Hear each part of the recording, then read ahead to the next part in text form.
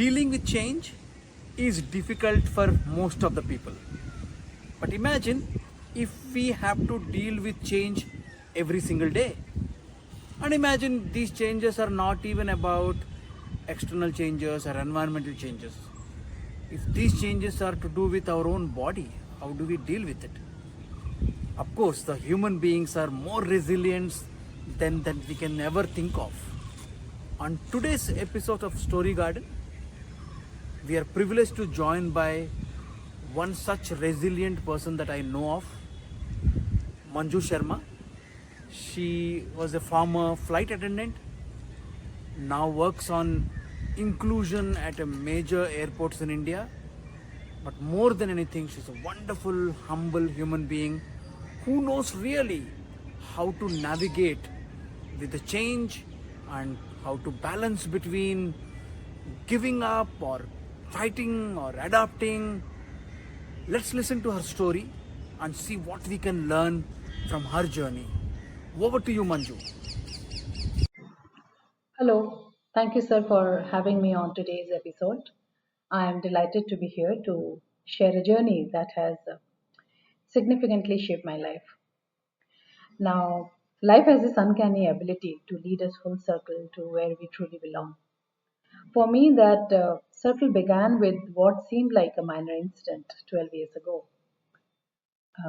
A fall in an aircraft during my time as a flight attendant with a leading international airline. What followed were chronic neurological conditions, namely complex regional pain syndrome, known as CRPS, and it is a rare condition, fibromyalgia, and a few other diagnoses which turned my world upside down. Initially, the baffling nature of my conditions, the relentless pain, fatigue, various sensitivities left me overwhelmed. Doctors struggled to identify what was happening within my body, and the toll it took on my functionality, both physically and mentally, was immense. During a phase, I found myself bedridden, completely dependent on others for my basic functional needs and the simplest tasks. I reached a pivotal moment where I had to make a choice: continue to fight against my circumstances or accept them and adapt. Initially, I wasn't keen on accepting my situation. Being a person who doesn't give up easily, I felt it like resigning to my circumstances. I couldn't bear the thought of giving up on my dream job as an air hostess, which I had achieved after working really hard. I struggled and still do at times now to understand where to draw the line between trying harder and giving up. I lacked the insight that acceptance doesn't always mean failure or resignation. It can be a catalyst to rise above my circumstances. At that time, I lacked awareness about my medical condition and was more focused on returning to my job at the earliest.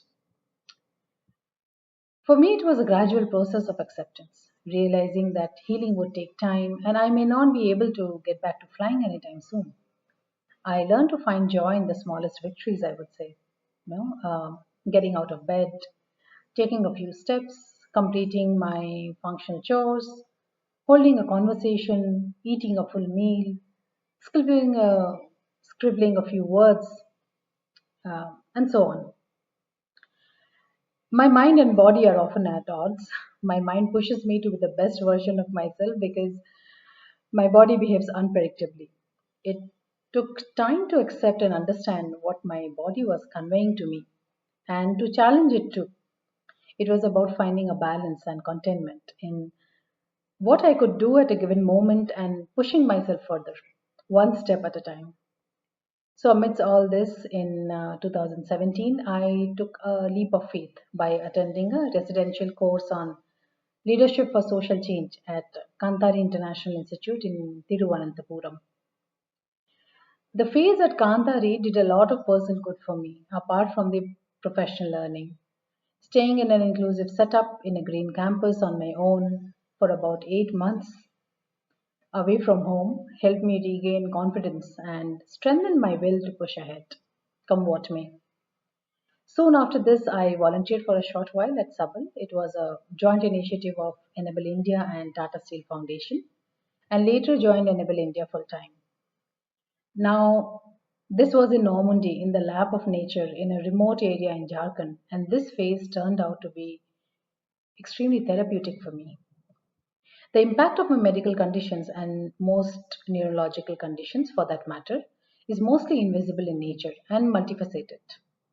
Living with invisible disabilities comes with its own set of challenges, including tremendous judgment and self doubt.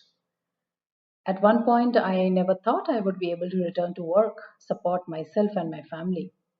At that time, I had limited understanding of disability and inclusion and the possibilities that exist. Over time, I have learned to adapt and navigate challenges posed by varying degrees of my disability, utilizing a range of solutions, including rollators, motorized wheelchairs, sensory aids, and of course, workplace specific solutions. I feel above all, I have learned to embrace myself fully and feel at ease in my own skin, free from the fear of judgment. My younger sister is a deaf person, and growing up with her provided me with some insights into disability. But my time at Kantari and Enable India has broadened my horizons and deepened my understanding. It has once again enabled me to support my family and regain my agency.